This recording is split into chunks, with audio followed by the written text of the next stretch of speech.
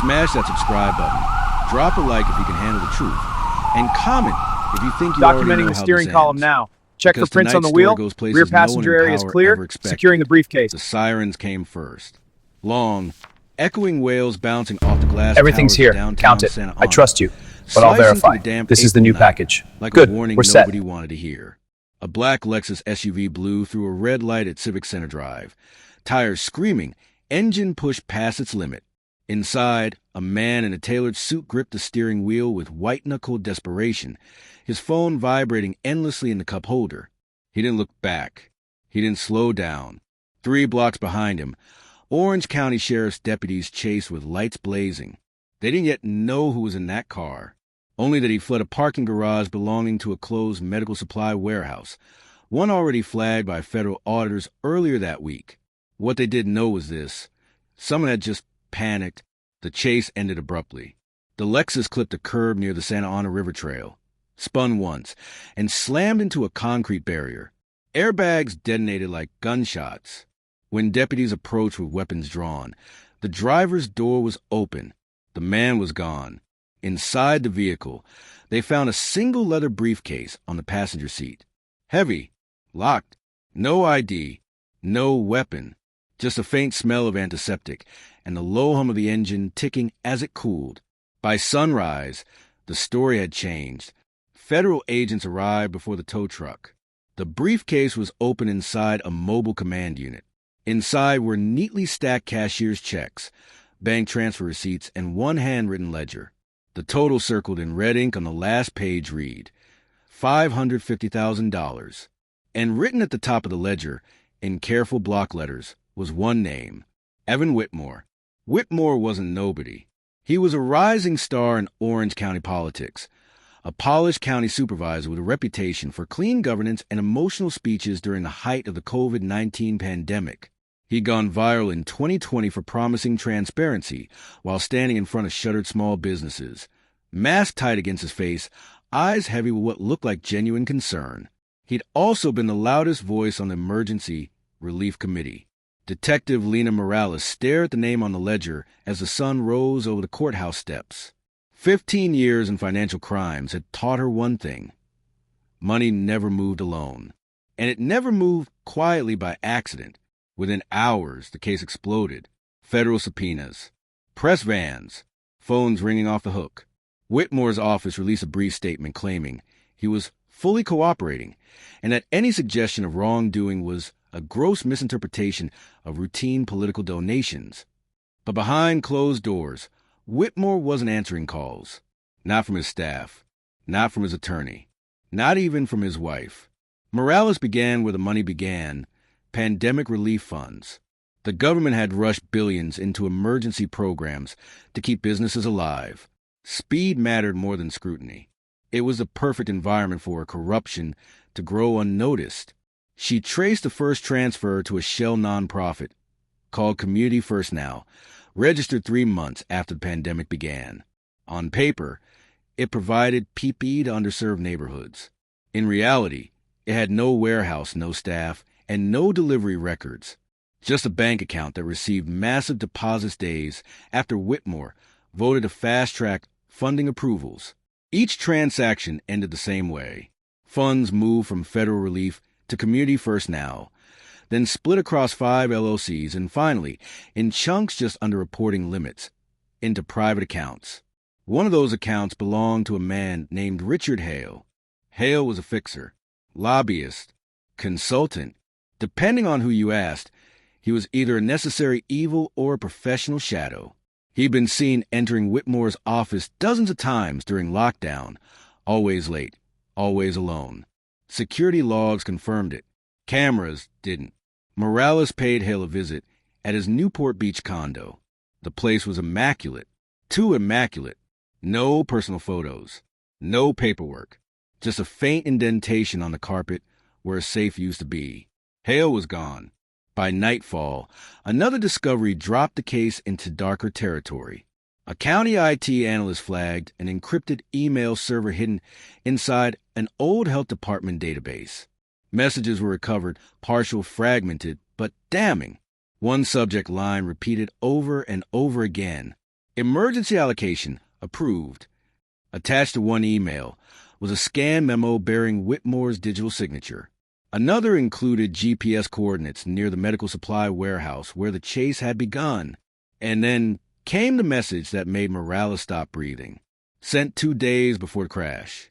If the ledger gets out, I'm finished. We were promised protection. Protection from who? As agents prepared a warrant for Whitmore's arrest, Morales received a call from a patrol unit stationed outside the politician's hillside home. The lights were on, the front door was open, and there was blood on the marble floor leading down to the basement. But when they forced the locked basement door open, what they found rewrote everything they thought they knew about the case. The basement smelled like bleach and copper. Harsh, unmistakable. Detective Lena Morales stepped carefully down the concrete stairs, her flashlight beam cutting through the dark. Unit 2, move to intercept on the left. Copy that, moving now. It pooled near a Your Honor, the evidence clearly shows the defendant acted in self-defense. The verdict of not guilty is the only just outcome. One snapped clean through, another stained brown-red. But there was no body.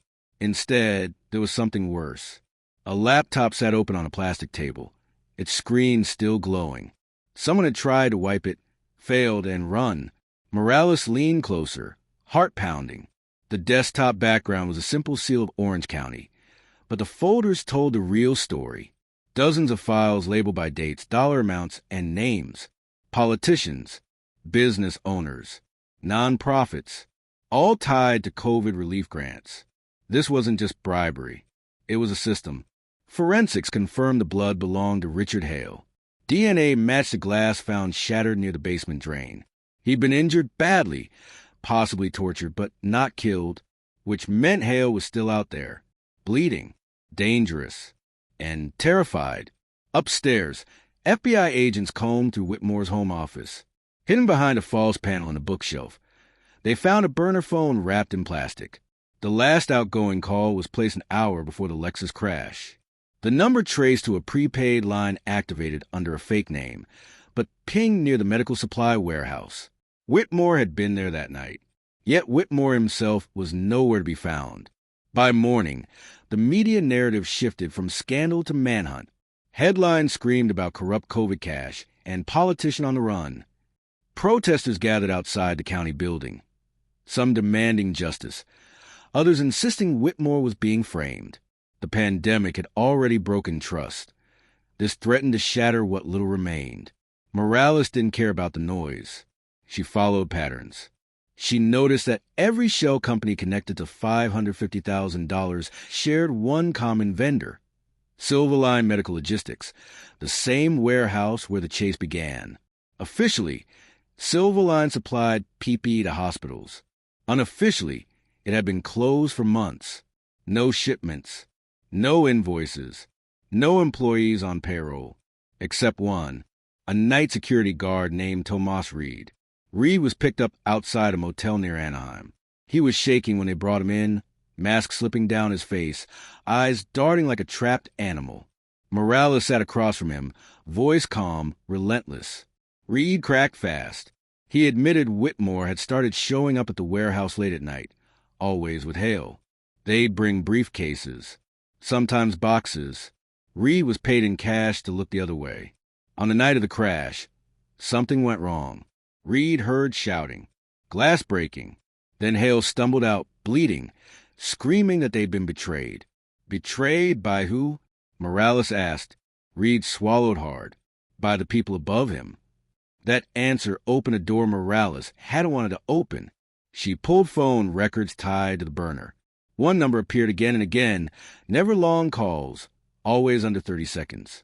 It belonged to a senior federal relief auditor named Mark Delaney, a man tasked with flagging fraud, not facilitating it. Delaney denied everything. He claimed the calls were accidental misdials. But when agents searched his office, they found a thumb drive taped under his desk. On it were draft audit reports that never went public, reports that showed clear evidence of fraud, followed by a final version marked no findings. Delaney had buried the truth. Now the pieces fit. Whitmore wasn't acting alone. Hale wasn't just a fixer. They were middlemen in a pipeline that ran higher than county politics. straight into the agencies meant to protect the money. Then came the first real twist. Forensics pulled fingerprints from a snap zip tie in Whitmore's basement. They didn't belong to Hale. They belonged to Evan Whitmore's wife, Claire. Claire Whitmore had always been invisible. No press conferences, no interviews. Former hospital administrator who quit during the first COVID wave after what she called ethical disagreements. She'd stayed silent as her husband rose to power. Until now, agents tracked her phone. The signal was moving southbound, fast, border fast. Morales raced against the clock as intel came in. Claire had withdrawn $40,000 in cash from 3 different banks over 2 days. She'd accessed a storage unit registered under her maiden name. Inside, officers found medical gloves, a bloody blouse, and a handwritten note addressed simply, "I won't be the fall guy." The implication was chilling. Claire hadn't been a bystander. She'd been part of the cleanup. A bolo went out for both Whitmores. Border Patrol units were alerted. Airports locked down. But just when it seemed like the net was closing, Morales received a call that made her stomach drop. A hiker had found a man collapsed near the foothills of Trabuco Canyon. Severe blood loss. Barely alive, the man was Richard Hale. As paramedics worked to stabilize him, Hale grabbed an agent's sleeve and whispered 6 words before losing consciousness. Whitmore didn't take the money alone. And then, as monitors flatlined and doctors rushed in, Morales realized something terrifying. Hale had just become the most valuable witness in the case. And someone had already tried very hard to make sure he never talked. Richard Hale died 12 hours later. The official cause was cardiac arrest brought on by blood loss and internal trauma. Unofficially, everyone in the room knew the truth. Hale had been racing death long before the hiker found him. Whatever We're live he from knew, the scene with breaking whatever he was running updates. from, Has the official had statement been finally caught released? up. It's expected shortly. Detective Lena Morales stood outside the ICU as a heart monitor went silent, a hollow sound that felt louder than any siren. With Hale gone, the case should have collapsed. Instead, it hardened because Hale had left something behind. Hidden inside the hem of his jacket was a flash drive, wrapped in plastic and duct tape. No fingerprints, no labels, just data. When analysts cracked it open, the room went quiet. Video files, audio recordings, screen captures of encrypted messages, and one folder titled Insurance. The videos were damning. Grainy footage from the Silverline warehouse showed Evan Whitmore counting stacks of cash beside Richard Hale. Another clip showed Whitmore arguing, shouting that the money was enough, that the risk was no longer theoretical. In the background, a woman's voice cut through the chaos. Claire Whitmore. She was calm, calculated. She spoke like someone used to making life and death decisions. "The hospitals are collapsing," she said in one recording. "If we don't control where the money goes, people die anyway. At least this way, we decide who survives." That was the justification. Not greed. Control. The next revelation was worse. The flash drive contained a ledger far more extensive than the one found in the Lexus. This one showed redirected relief funds tied to hospital closures, delayed equipment deliveries, and supply shortages across 3 counties. Facilities where Claire Whitmore once worked. Facilities that later signed emergency contracts with private vendors. Vendors secretly owned by shell companies connected to the Whitmores. People hadn't just lost money. They'd lost oxygen, time, lives. With Hale dead, prosecutors moved fast. Warrants were signed, assets frozen, and just before midnight, Border Patrol confirmed a hit. Claire Whitmore had been stopped outside San Diego, tried to cross using a falsified passport. In her trunk were stacks of cash, burner phones, and a single syringe filled with clear liquid.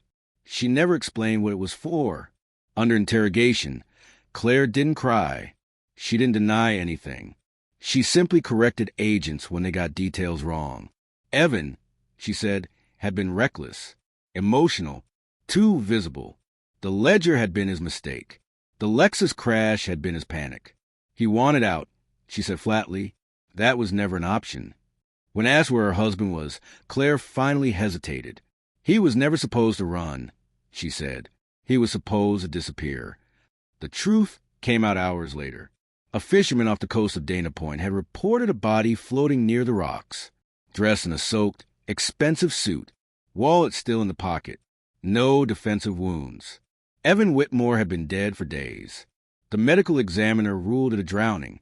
No sign of struggle, no drugs, just water in the lungs, and a bruise on the back of the head consistent with a fall. But Morales knew better. The final video on Hale's flash drive showed Evan Whitmore on a boat at night, city lights distant behind him. Claire sat across from him, face unreadable. The audio was distorted, but Evan's last words came through clearly. "We can still fix this." The video cut to black. In court, the case shook the country. Claire Whitmore was charged with wire fraud, conspiracy, obstruction of justice, and multiple counts of aggravated corruption. Mark Delaney flipped immediately, trading testimony for a reduced sentence. Other names surfaced. Some resigned quietly, others vanished into legal gray zones protected by bureaucracy and time. Claire was sentenced to 42 years. The money was recovered, most of it, but the damage couldn't be undone. Hospitals that closed stayed closed. Families who lost loved ones never got answers they could live with, and the pandemic relief system was rewritten in blood, not policy. Months later, Morales sat alone in her office. The case officially closed. As she prepared to archive the files, she noticed something she'd missed. One transfer on the ledger hadn't been accounted for. A payment sent 2 days after Evan Whitmore's death. Recipient unknown. Amount $75,000. When Morales traced the routing number, it led to a private consulting firm registered just 1 week earlier. The listed owner? A junior analyst from the Relief Oversight Committee. Someone who testified under oath that they saw nothing unusual. Morales leaned back, the weight of it settling in. The system hadn't been dismantled. It had adapted. And somewhere, someone had learned the lesson Evan Whitmore never did. Don't run, don't panic, and never keep the ledger yourself. Because in scandals like this, the real criminals aren't always the ones who get caught. And if you think this story was intense, you're not ready for the next one. Hit subscribe.